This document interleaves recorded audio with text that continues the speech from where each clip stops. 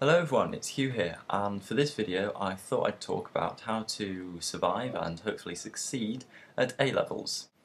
Now, I realise this probably won't be useful to everyone who's watching this, but hopefully some young, bright-eyed A-level students will stumble upon this video and hopefully it'll be slightly helpful. I don't know, I would have found something like this helpful, I guess. Of course, everyone is told all this stuff by their schools. Well, I assume everyone is. I was told all this stuff by my school hundreds of times, but it doesn't hurt to have it hammered into you a few more times. So the first tip is the most obvious really, it's to work hard.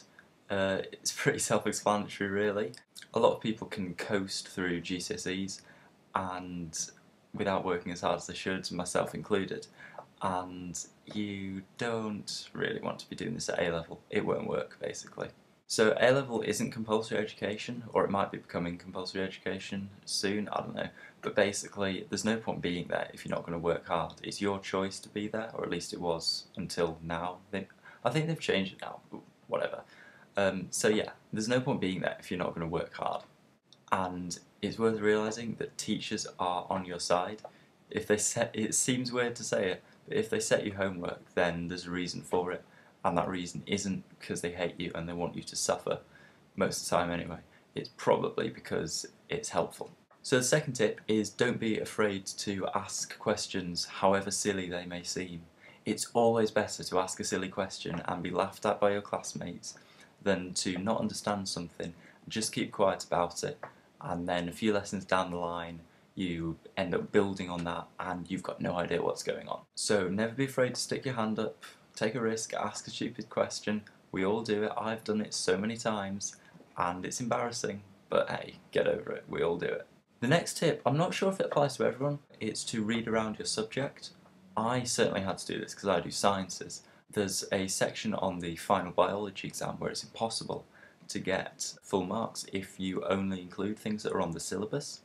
So it's really worth, if you're doing sciences, go down to your local bookshop, find a popular sciences area section, I don't know. Yeah, find some popular science books, read them. They're actually pretty interesting 9 times out of 10, and you might end up enjoying it. You never know. I'm not sure how that applies to other subjects. If you're doing English, then you're going to be reading books anyway. If you do arts, read books about pictures. I don't know. But yeah, read around your subject. It doesn't hurt to be interested in your subject, basically. The next one I feel a bit guilty about telling people to do, or advising people to do because I didn't do it, it's get organised. I had a bunch of files and folders and file dividers, but one time my A-level biology teacher said, "Hugh, can I just have a look at your file please?" And she said she was going to give it a grade from A star to fail, and I got a C, and she said, "If you keep working with this amount of organisation, I think you're going to get a C." And I said, "Really? I would have thought academic ability had something to do with it." So I didn't sort my file out just to spite her, and I ended up getting an A star, so I win. But that's not really advisable. If someone tells you to get organised, then it's probably a good idea to get organised. The final tip is to have a life, have a social life. So everyone has hobbies. When it comes up to the lead up to exams, don't forget about those hobbies. Don't spend all your time working. I mean, obviously spend loads of time working, but don't spend it all working because you will want to kill yourself. We all do it. We all spend 5 hours grinding out work, and by the end of it, we're like, what am I doing with my life? I want to die.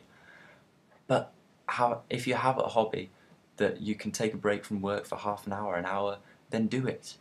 Because people can't be productive for 5 hours straight. Go for a walk. Go play football, I don't know. Personally, the night before all my exams, I set aside an hour, I stopped working, I went for a walk, did some exercise, had a game of tennis, went to the gym, whatever. Just something to get outside, get my mind off work and just relax. So I realise this obviously isn't a comprehensive list and some of the things are pretty personal, like the organisation thing. Some people couldn't do well if they weren't super organised, some people couldn't do well if they were organised. No, that doesn't exist. People work better if they're organised, but some people find it easier to organise than others. So do what feels right for you, and yeah, good luck. Okay, thanks for watching, and I will be making another video soon. If this video gets a lot of views / likes, then I'll do other ones like it for things that I have experience in that can be challenging, such as how to do well at exams. After I've gone to uni, I could do one how to get through freshers or something, I don't know. But yeah, so if you like this video, then please give it a like and I'll know that people watch it and they like it. So thank you very much for watching. I'll see you later.